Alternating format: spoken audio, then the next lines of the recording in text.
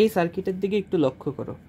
দেখে অনেকেই বলতে পারে যে এটা আমাদের হুইটস্টোন ব্রিজ সার্কিট, অর্থাৎ হুইটস্টোন ব্রিজ মানে এটাকে যদি পি, এটাকে কিউ, এটাকে আর, এটাকে এস ধরি, তাহলে পি বাই কিউ সমান সমান আর বাই এস যদি হয়, তাহলে এই 3 ওহম রোধের মধ্য দিয়ে কোনো কারেন্ট যাবে না, তখন আমরা এটাকে এভাবে সলভ করব, তাই না? এটা দেখে অনেকেই মনে করতে পারে, কিন্তু তুমি যদি এখানে দেখো যে পি বাই কিউ আর আর বাই এস এই দুইটার অনুপাত সমান না, মানে এটাকে এভাবে সলভ করা যাবে না।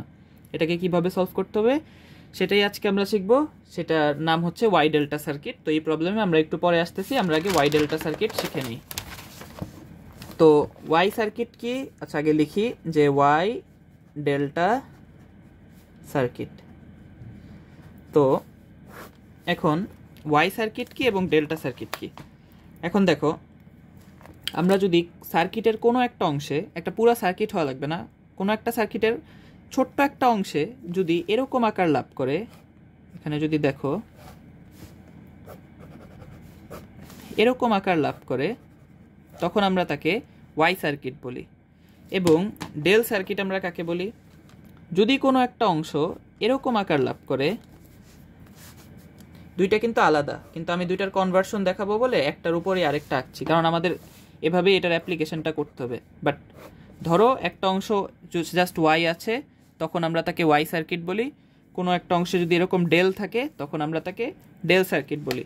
এবং সেটার আরও ওরিয়েন্টেশন আমি দেখাই দিব না একটু পরে, আপাতত আমরা কনভার্সনটা শিখি।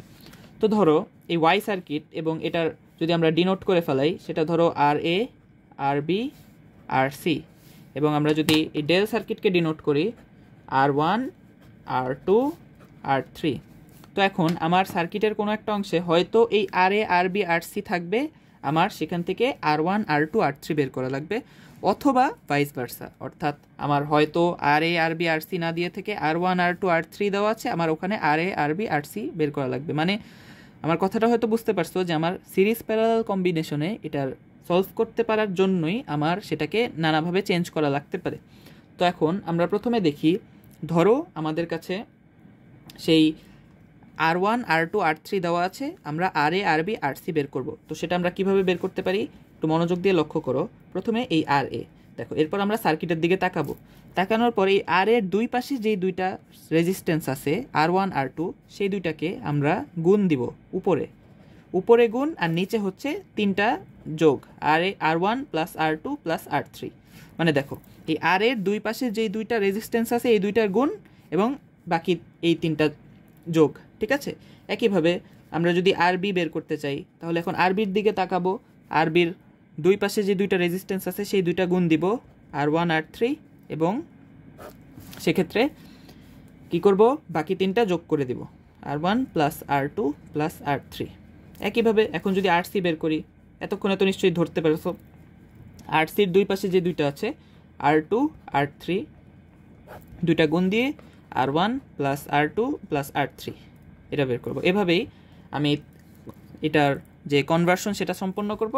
এখন ধরো এটা দেওয়া নাই, আমার কাছে পুরো উল্টাটা দেওয়া আছে, অর্থাৎ ধরো আমার কাছে আর ওয়ান, আর টু, আর থ্রি এই তিনটা, মানে এখন আমার হয়তো বেরই করা লাগবে আর ওয়ান, আর টু, আর থ্রি, মানে আর এ, আর বি, আর সি দেওয়া আছে।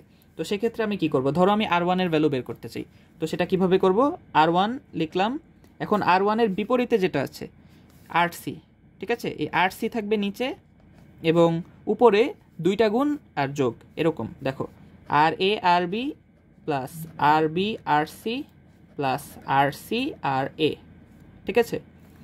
মানে এটার বিপরীতে যেটা থাকবে সেটা থাকবে নিচে এবং উপরে দুইটা করে গুণ আর যোগ, ঠিক আছে? আবার যদি লক্ষ্য করো আর টু যদি আমরা বের করতে চাই, দেখো আর টুর বিপরীতে কি আছে, আর বি, তাই না?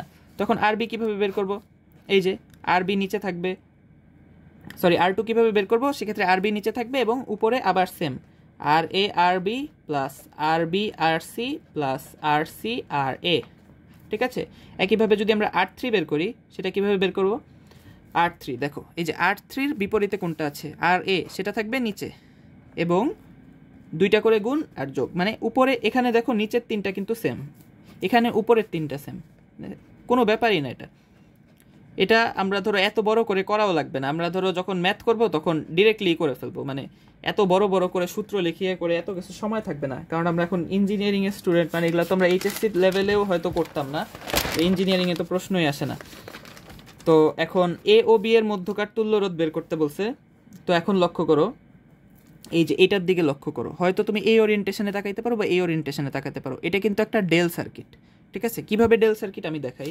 ধরো আমি যদি এখন এদিকে তাকাই, যে আমি ডেল সার্কিট কীরকম দেখাইছিলাম, এই যে ধরো এটাকে আমি ডেল সার্কিট বলছিলাম, উল্টা করে আঁকলাম বা সোজা, মানে বুঝছোই তো, এটা ডেলের মতো। এখন আমি হয়তো এভাবেও আঁকতে পারতাম। দেখো এগুলা নিয়ে কোনো কনফিউশন রাখা যাবে না। অনেক সময় সার্কিট এত বড় থাকবে, আমরা ওয়াই কোনটা ডেল্টা কোনটা এটাও হয়তো নাও বুঝতে পারি, বাট এগুলা নিয়ে কনফিউশন থাকলে তো ম্যাথ করাই যাবে না। তো দেখো এটাকে আমি চাইলে তো এভাবেও আঁকতে পারি, তাই না? যে এই যে এভাবে আঁকলাম, সেটাও কিন্তু ডেল সার্কিটই, ঠিক আছে? কারণ এইটাকেই তো আমি যদি এই তার দুইটাকে জাস্ট এরকম করে লাগাই দিই, এটাই তো হয়ে গেল, তাই না? একইভাবে যেরকমই থাকুক, অথবা ওয়াইকে আমরা অনেকে ওয়াইকে কিন্তু টি সার্কিটও বলে থাকে। কারণ কি, এই যে ধরো এই যে এইভাবে সে আঁকলো, এটাও কিন্তু একটা ওয়াই সার্কিট। কারণ কি, এটাকে যদি আমি তার দুইটাকে জাস্ট একটু ঘুরাই দিই, তাইলেই তো একই জিনিসই হয়ে গেল, তাই না? তো এই ওয়াই সার্কিট, ডেল্টা সার্কিট এগুলো বুঝতে হবে। যেমন আমি লিখে দিই যে এটা হচ্ছে ডেল, এটাও কি ডেল, এটাও কি ডেল, আর এটা হচ্ছে কি ওয়াই, ঠিক আছে? এটাই। তো দেখো এখন এদিকে লক্ষ্য করো, এই যে এটা কি একটা ডেল সার্কিট হয়ে গেল না? এটার সাথে দেখো কার মিল আছে, এটার মিল আছে, তার মানে এটা ডেল সার্কিট। কিন্তু আমার তো এখানে কিছু করার নাই, মানে এই দুইটা কিসে আছে, সিরিজে আছে না প্যারালালে আছে, এটা তো বোঝার কোনো উপায় নেই বা করার কোনো উপায় নাই। এবং আমরা যদি সেটাকে ওই ওয়েটস্টোন ব্রিজ দিয়ে করতে যেতাম তাও পারতাম, এখন পারবো না। কারণ কি, এটা P/Q আর R/S সমান না। তো এখন আমাদের করার কি, এই ডেলকে ওয়াইয়ে রূপান্তরিত করতে হবে। হ্যাঁ, ডেলকে আমরা যদি ওয়াইয়ে রূপান্তরিত করি, তখন দেখো জিনিসটা কতটা সহজ হয়ে যায়। তো আমি সার্কিটটা আরেকবার আঁকতেছি। হ্যাঁ, আমি এখানেও একবার দেখাচ্ছি, নিচে আরেকবার আঁকতেছি। একটু মনোযোগ দাও, একটা প্রবলেম বুঝলে সব প্রবলেমই বুঝে যাবা। তো এই জায়গায় আমি এটাকে ওয়াই সার্কিটে রূপান্তরিত করব। তো এটা কিভাবে করব, দেখো ধরো আমি এই জায়গায় একটা, আচ্ছা আমি নীল কালি ইউজ করি কারণ এটা তো কালো অলরেডি করা আছে। তো এই যে আমি এখানে ওয়াই সার্কিট বানাবো এটাকে, ঠিক আছে? তো এখন এটা কিভাবে বানাবো, তো এইটার মান যদি আমরা বের করতে চাই, দেখো তাহলে আমি দেখাইছিলাম, একটু রিভাইজ করে নিতে পারো, যে এইটা যদি বের করি, এই দুইটা গুণ আর নিচে তিনটা যোগ, ঠিক আছে? তো এই দুইটা যদি আমি গুণ করি, এখানে আমি লিখি যে 2 × 3 ডিভাইডেড বাই 2 + 3 + 8, এবং এটা যদি আমি ক্যালকুলেটারে বসায় দিই ডিরেক্ট, এক সেকেন্ড, যে 2 × 3 ডিভাইডেড বাই 2 + 3 + 8, সেটাকে যদি আমি লিখি 0.46, আমি এভাবেই লিখে দিলাম। কারণ আমি তো মানগুলা আন্তাজে দিছি, তাই এত বিচ্ছিরি মান আসতেছে, সমস্যা নেই, এটা বুঝতে পারলেই তো হলো। তো এটার ভ্যালুটা কত, 0.46 ওহম। তখন যদি আমি এটার ভ্যালুটা বের করি, 3 × 8 ডিভাইডেড বাই 2 + 3 + 8, তাই না? তো এখন যদি আমি লিখি 3 × 8 ডিভাইডেড বাই 2 + 3 + 8, তাহলে কত আসে, 1.84। তো আমি এখানে 1.84 লিখে দিই, 1.84 ওহম। এবং এটা যদি আমরা বের করি, এটা আমি বাইরে লিখবো। তো দেখো এটার দুই পাশে কোনটা আছে, 8 × 2 ডিভাইডেড বাই 2 + 3 + 8, সেটা যদি আমি লিখি 8 × 2 ডিভাইডেড বাই, আচ্ছা 8 × 2 ডিভাইডেড বাই 2 + 3 + 8, এটা যদি আমরা করি, সেটা কত আসে, 1.23। তো 1.23 আমি লিখবো, ঠিক আছে? তো এখন দেখো আমাদের সার্কিটটা কীরকম হয়ে গেল। এখন কিন্তু দেখো এরা কিন্তু মরে গেছে, এরা কিন্তু আর নাই, কারণ কি আমি এদেরই তো এদের মধ্যে রূপান্তর করছি। এখন যদি সার্কিটটা আমি আরেকবার রিড্র করি, তখন দেখো জিনিসটা কীরকম হয়। এই যে এটা হচ্ছে আমাদের এ প্রান্ত। তো এখন এই এ দিয়ে আমি যদি এটাকে 4 ওহম বের করলাম, 6 ওহম বের করলাম, দেন আমি কি করব, এই যে জাস্ট আমি বাঁকা করে আঁকতেছি, যদিও এটা বাঁকা করে আঁকার প্রয়োজন নেই, তোমরা নিশ্চয়ই বুঝছো।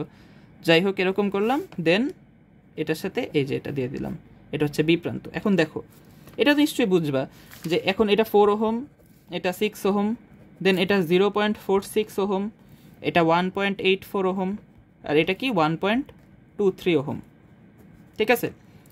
তো এখন এই সার্কিট কিভাবে সলভ করব, দেখো এই দুইটা সিরিজে, দেন যেই দুইটা পাবো ওই দুইটা আবার থাকবে প্যারালালে, দেন এই দুইটা সিরিজে। মানে এখন এটা জাস্ট আমি এমনিই করে ফেলাই। হ্যাঁ, যে আর সমান সমান কত, আমি যদি পুরাটাই ক্যালকুলেটারে করি, যে প্রথমে 4 + 0.46 মানে 4.46, আর 6 + 1.84 মানে 7.84।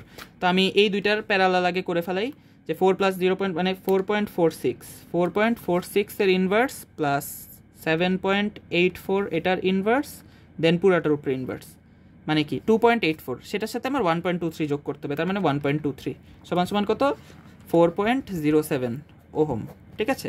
এইভাবে আমরা কিন্তু এ ও বি এই দুইটার মধ্যকার তুল্যরোধ বের করে ফেলছি। এখন এখান থেকে যাই বের করতে বলতো, এটা তো আমরা বের করতে পারতামই, তাই না? তো এটাই ছিল ওয়াই ডেল্টা সার্কিট। আশা করি ক্লাসটা ভালো লাগছে, এবং ক্লাস ভালো লাগলে ইনশাল্লাহ পরবর্তী ক্লাসে দেখা হবে। আসসালামু আলাইকুম।